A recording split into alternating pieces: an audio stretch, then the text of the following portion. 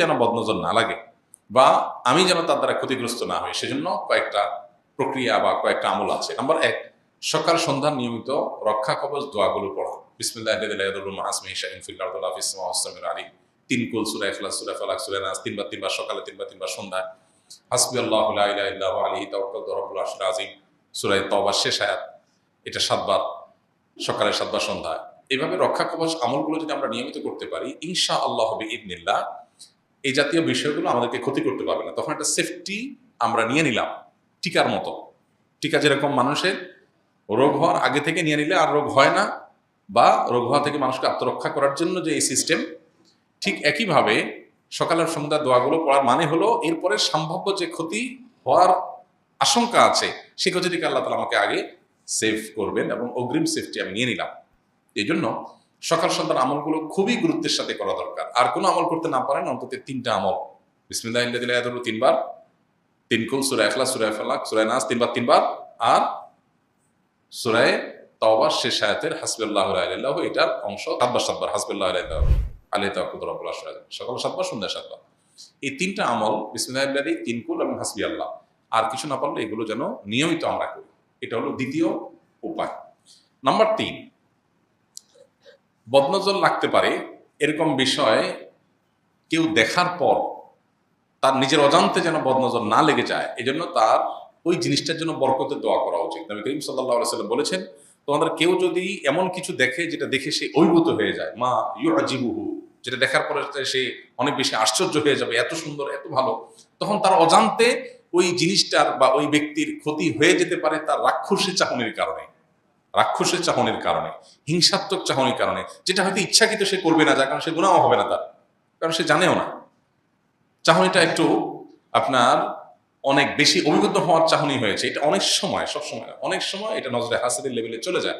তো যেহেতু নিজের অজান্তে চলে যাবে, এটা যেহেতু গুনাহ না তার, সে যেন ফালিয়াদউ লাহু বিল বারাকাহ, সেজন্য ওই ব্যক্তি বা বস্তুর জন্য বরকতের দোয়া করে, তাহলে আর ক্ষতি হবে না। তাহলে এখন একটা বাচ্চা ফুটফুটে সুন্দর আপনার সামনে আসলো, আপনি যদি বলেন বারাকাল্লাহু ফীহ, আল্লাহ তাআলা এই বাচ্চাটার মধ্যে বরকত দান করুক, আরো বেশি কল্যাণ দান করুক। আপনি একটা ফসল দেখলেন, একটা ভালো কিছু দেখলেন, দেখে আপনি অভিভূত হলেন, হয়ে যদি আপনি বলেন আল্লাহ তাআলা এর মধ্যে আরো বেশি কল্যাণ দান করুক, তখন আর ওই ব্যক্তি বা বস্তু আর ক্ষতিগ্রস্ত হবে না।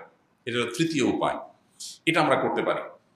এখন কথা হলো যে কত মানুষ চাইবে আমি কারটা কন্ট্রোল করবো, তাহলে কি করতে পারি? এক্ষেত্রে আরবদের একটা আমল দেখা যায়, যেটা হাদিসে কোনো সরাসরি নির্দেশ নাই, তবে এই হাদিসে, যে হাদিসে নবী সাল্লাল্লাহু আলাইহি ওয়াসাল্লাম দোয়া করতে বলেছেন, বরকতের দোয়া, কোনো কিছু দেখে অভিভূত হলে, সে হাদিসের উপর আমলের একটা পদ্ধতি বলতে পারে। সেটা হলো, ধরেন কেউ নতুন গাড়ি কিনেছে, নতুন বাড়ি করেছে, বা এমন কিছু আছে যেটা দেখে অন্যদের মানে একেবারে যেটাকে বলে হিংসাত্মক দৃষ্টি পড়তে পারে, বদনজর পড়তে পারে, তখন বদনজর যেন না পড়ে সেজন্য ওই বস্তুর উপরে তারা মাশাআল্লাহ, তাবারাকাল্লাহ এই জাতীয় কিছু লিখে রাখে। এটা মানে হলো, এটা দেখে যেন যার নজর পড়বে সে যেন মাথায় আসে, ও নবী সাল্লাল্লাহু আলাইহি ওয়াসাল্লাম যে বরকতের দোয়া করতে বলছেন, তাহলে আর ক্ষতি হবে না। তাহলে সে নিজের এটা দেখার পর নিজের স্মরণ হবে এবং সে বলবে যে আল্লাহ বরকত দান করো। এই জিনিসটা আরবরা অনেক বেশি করে, যেটা বদনজর হতে পারে সেখানে লিখে রাখে। এখন ছেলের গায়ে তো আর মাশাআল্লাহ তাবারাকাল্লাহ লিখে রাখতে পারবেন না, এই জন্য ওখানে কেউ দেখে যদি বলে ওয়াও মাশাআল্লাহ বা অন্য কিছু, তারা বলবেন ভাই তাবারাকাল্লাহ বলেন বা বরকতের দোয়া করেন। আর যদি বলার মতো না হয় বা কারো বদনজর লেগে যায়, আপনি ধারণা করছেন এটা বদনজর লেগে গেছে, দেখুন আমরা একটু চোখ কান খুললে কিন্তু দেখবো, বিশেষ করে বাসা বাড়িতে বাচ্চাদের ক্ষেত্রে এই জিনিসটা একেবারে পরিষ্কার দেখা যায়। অনেক সময় নিজেদের ক্ষেত্রে হয় যে কারোর সামনে খেয়েছেন, একটু বেশি খাইছেন, কেউ হয়তো খুব রাক্ষসের চাহনি দিয়ে তাকা রয়েছে, এরপর দেখুন পেট খারাপ হয়ে গেছে। এটা কোনো সাইন্টিফিক কারণ বা ব্যাখ্যা আপনি খুঁজে পাবেন না, স্পিরিচুয়াল কারণ যে বদনজর লেগেছে। এবং বাচ্চাদের ক্ষেত্রে দেখা যায় এটা কিন্তু আসলে ওই ইসলামের প্রতি বা আল্লাহ এবং তার রাসূলের প্রতি আস্থা এবং ঈমান না থাকার কারণে, বেঈমানের কারণে, ফিতনা সংকুল এই সময় অনেক মানুষ দুর্দুল্যমানায় পড়ে যায় বা সন্দেহে পড়ে যায়। কিন্তু যার মধ্যে ঈমান আছে, যে নবী সাল্লাল্লাহু আলাইহি ওয়াসাল্লাম বলেছেন মানে কি, পৃথিবীর সমস্ত ডায়াগনোসিস ভুল হতে পারে, নবী সাল্লাল্লাহু আলাইহি ওয়াসাল্লাম বলেছেন এটি সত্য যখন প্রমাণিত, বিশুদ্ধ হাদিস দ্বারা এটা প্রমাণিত, অতএব এটা ভুল হওয়ার কোনো সম্ভাবনা বিন্দুমাত্র নেই, এটা নিশ্চিত মহাসত্য, কারণ এটা মহাসত্য আল্লাহর তরফ থেকে আসে, সো এটা ভুল হওয়ার সম্ভাবনা নাই। সেই ইয়াকিন থেকে আপনি যদি একটু তাকান আপনার ফ্যামিলিতে, আশপাশে, আপনি দেখবেন দিনের আলোর মতো পরিষ্কার আপনার কাছে যে কিভাবে বদনজর মানুষকে ক্ষতিগ্রস্ত করে।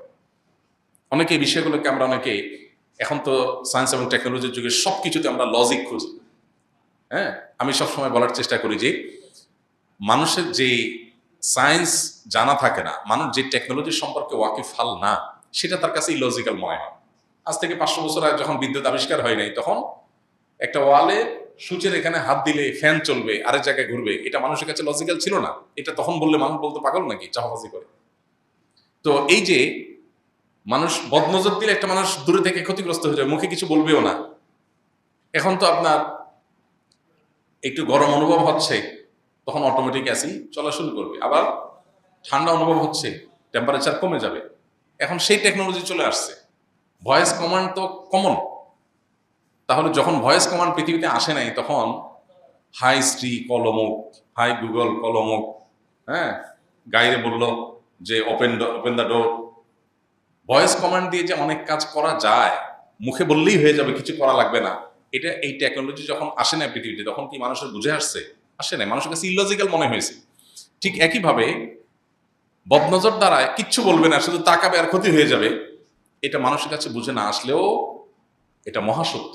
কারণ আমার কাছে বাহ্যিক দৃষ্টিকোণ থেকে, যেহেতু এই টেকনোলজিটা কিভাবে কাজ করে, আল্লাহর এই সিস্টেমটা কিভাবে কাজ করে, এটা আমি জানি না, সেজন্য এটাকে আমার কাছে অযৌক্তিক মনে হতে পারে, কিন্তু এটা মহাসত্য। এই জন্য এটা থেকে বাঁচার জন্য চেষ্টা করা। কারোর বদনজর যদি লেগে যায়, আপনি জানেন, যেটা বলছিলাম যে বাসা বাড়িতে অনেক সময় দেখা যায় বাচ্চাটা অমুকের কাছে যাওয়ার পর বা অমুক আসার পর এরপর থেকে দেখা যায় অসুস্থ হয়ে গেছে অস্বাভাবিকভাবে, একটু খেয়াল করলে দেখবেন এই জিনিসগুলো ধরা পড়বে।